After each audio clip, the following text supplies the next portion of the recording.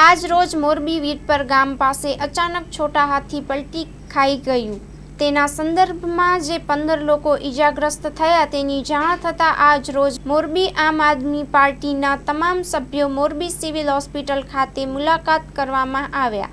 Story report by Solanki Himanshu, Morbi. Mahadevbhai Patel, Aam Aadmi party જિલ્લા પ્રમુખ.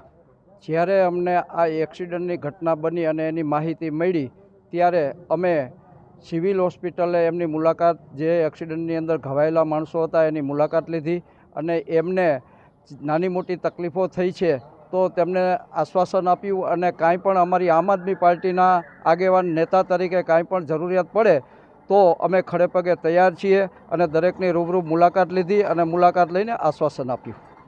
આજ રોજ અમને જે માહિતી મળી કે આજ સવારે જે વીરપર ગામ પાસે જે એક્સિડન્ટનો બનાવ બન્યો હતો એની અંદર જે લોકો પોતાના કેટરસના કામ અર્થે જે જઈ રહ્યા હતા અને એક્સિડન્ટનો બનાવ બન્યો હતો એમના ભાગરૂપે આજે અમે દરેક લોકોની જે મુલાકાત કરવા માટે પહોંચ્યા હતા સિવિલ હોસ્પિટલે આમ આદમી પાર્ટીની અમારી તમામ જિલ્લાની ટીમ સાથે.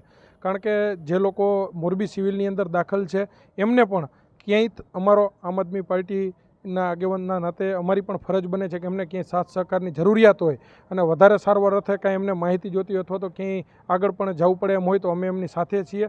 ત્યારબાદ બાકી જે બીજા લોકો અલગ અલગ જે હોસ્પિટલોની અંદર દાખલ થયેલા છે એમની પણ અમે અત્યારે મુલાકાતે જવાના છીએ અને અમને એવી માહિતી મળેલી છે કે 4 થી 5 લોકોને ગંભીર ઇજાઓ થઈ હતી, એમને રાજકોટ રિફર કરેલા છે. તો કાલે અમારી ટીમ સાથે અમે કાલે રાજકોટ પણ એમની મુલાકાતે લેશું.